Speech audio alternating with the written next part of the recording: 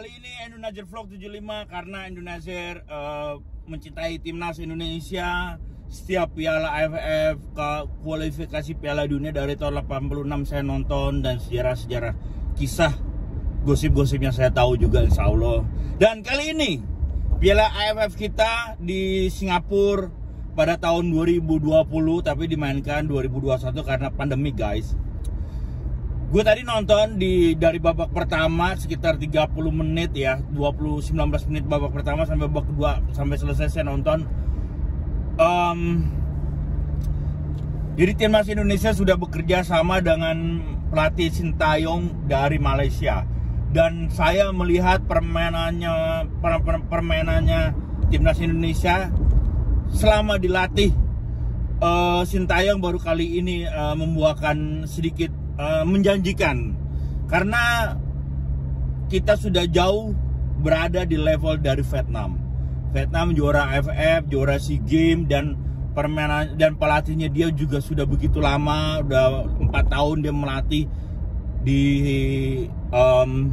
Vietnam, si Chong kalau nggak salah. Dan gue nggak tahu siapa nama pelatihnya, tapi yang jelas mereka lebih baik levelnya sama kita. Mereka udah lebih maju sepak bolanya, dia berangkat duluan, dia berkembang dengan baik dan hampir sejajar dengan Thailand. Kalau Thailand masih di atas kita. Dan tadi pemain-pemain kita meskipun dengan menguras stamina-nya yang begitu keras, pertandingan tadi menahan Vietnam 0-0 itu saya anggap sangat luar biasa, karena kita mencari poin untuk lolos ke semifinal. Mudah-mudahan ini bisa menjadi poin yang bagus, meskipun ada salah-salah passing, salah-salah kasih oper karena faktor kecapean, terus tensinya tinggi. Pelatih Sintayong berapa kali dia protes ke wasit, ke otoritas Southeast Asia, pelatih itunya AFA-nya, ya pokoknya otoritas tempat dia sedikit protes, dan aku nggak ngerti Sintayong ngomong apa. Tapi yang jelas pemain Indonesia disiplin, dia bermain instruksi pelatih, karena pelatih sangat tahu kalau Indonesia bermain kebuka kepada Malaysia mungkin ceritanya lain ya, jangan kita berharap, kita tidak mau imbang juga, kita maunya itu curi 3 poin, tapi kita berhasil mau pulang 1 poin, berarti kita nilai kita 7 berarti kita di puncak klasmen. Dan satu yang saya senang sekarang ini, banyak pemain-pemain muda yang masa depannya juga bagus. Terus mudah-mudahan ciri-ciri cara bermain bola sepak bola kita nggak harus pakai skill, nggak pakai tenaga, pakai otak. Jadi biar bisa menyimpan tenaganya selama 90 menit, jangan terlalu banyak lari sana lari sini, dan harus mengerti apa instruksi pelatih. Dan sudah bekerja pada tadi, ya kan? Pada tadi bekerja dengan baik. Evan Dimas tidak sebagai captain, pemain yang dari Korea itu, yang Indonesia main di Liga 2-nya Korea itu, Asnawi menjadi kapten, dan semuanya menjaga lini pertahanan begitu ketat. 90 menit ini sungguh terkuras, saudara-saudara. Dan saya tunggu back kita yang posturnya hampir 2 meter itu, yang main di Liga Inggris, si Balkan. Ternyata dia nggak bisa main karena dia satu pesawat sama orang yang kena COVID, jadi dia harus dikarantina. Ini gue nggak tahu kenapa kok bisa seperti ini ya. Tapi yang jelas pertandingan tadi Indonesia di menit-menit terakhir kita udah mulai berani menyerang, dan dari sayap kita memang ada kesalahan yang kurang oper, tapi gue menurut itu udah oke lah, karena emang juga Vietnam juga shoot on target cuma sekali, kita no shoot on target. Terus posisinya, bola possession kita kalah sama Vietnam, tapi secara utuh mereka kayak, gue mengingat Chelsea waktu lawan Barcelona, yang Chelsea itu digempur habis-habisan, ternyata tidak. Parkir bus itu emang bagus.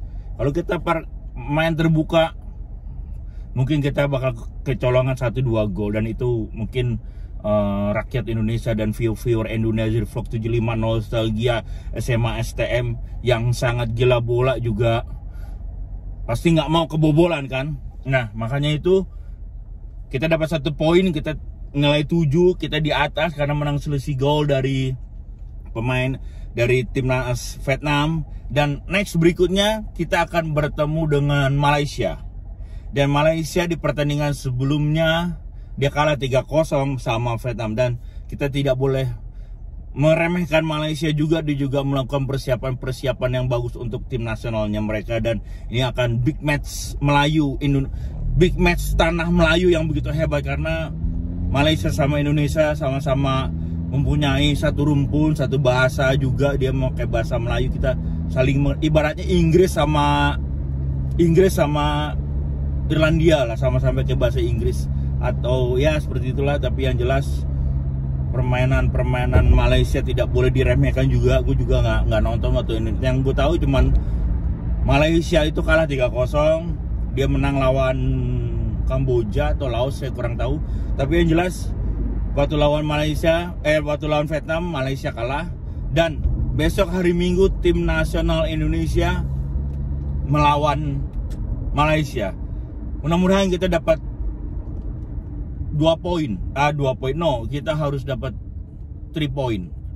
Mudah-mudahan kita menang lawan Malaysia dan kita tidak muluk-muluk. Mungkin Sintayong melakukan evaluasi lagi, banyak kesalahan-kesalahan passing juga, dan itu pemain-pemain muda Indonesia yang akan bertanding untuk Malaysia juga mungkin akan dipersiapkan dengan taktik-taktiknya, mungkin segala sedikit terbuka karena Malaysia mungkin selevel sama kita. Tapi kita waktu di kualifikasi Piala Dunia juga kita kalah sama Malaysia. Tapi mudah-mudahan pertandingan ini besok menentukan, mudah-mudahan kita lolos ke semifinal saudara-saudara, dan kita akan membawa Piala AFF itu insya Allah. Dan feeling gue sih kayaknya kita akan membawa pulang. Pertandingannya kayaknya bakal begitu ketat. Ini benar-benar ketat ya. Malaysia juga bukan tim sembarangan, dia juara kalau nggak salah 2 atau 3 kali. Mudah-mudahan Indonesia bisa jadi juara grup. Di sana ada Thailand, jadi kalau Indonesia menjadi juara grup kita nggak ketemu Thailand. Ya bukan kita nggak takut, tapi kita harus menjaga strategi lah, seperti harus menang terus karena di sana menang terus. Ini juga belum tentu kita bakal lolos, tapi yang jelas sekarang kita di peringkat pertama dengan ringkih. Jangan sampai kita kalah sama Malaysia. Kalau kita kalah, Malaysia naik lagi ke peringkat kedua atau ke 1. Dan pertandingan ini sangat begitu keras saudara-saudara, dan Piala AFF ini adalah ajang pembuktian Sintayong apakah dia benar-benar meramu timnas Indonesia menjadi lebih kuat. Karena untuk membangun timnas Indonesia itu tidak setahun 2 tahun, harus dipikir secara panjang.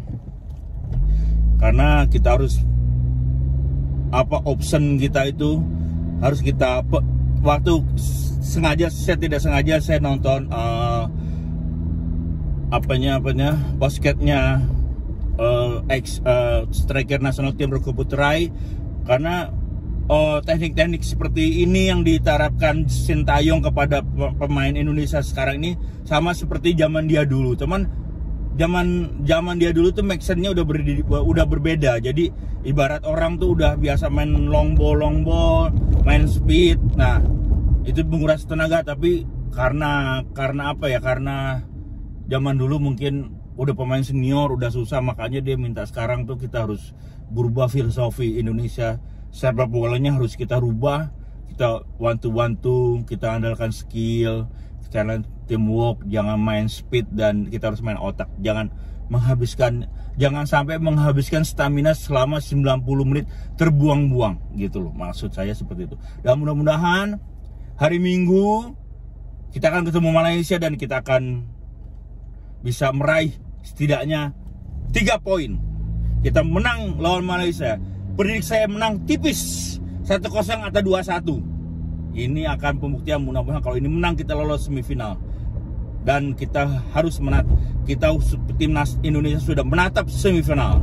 Dan itu harus kita jongkan jempol dan kerja keras gladiator Indonesia akan bertanding melawan Malaysia sampai titik darah penghabisan. Jangan kendor, gas langsung guys. Jangan lupa like, subscribe, komennya Endun Vlog 75. Terima kasih viewer Endun Vlog 75, teman-teman semuanya, anak STM Budut terutama yang selalu gambar narsum-narsumnya, anak kapal juga, anak BM Bang Dawai semuanya.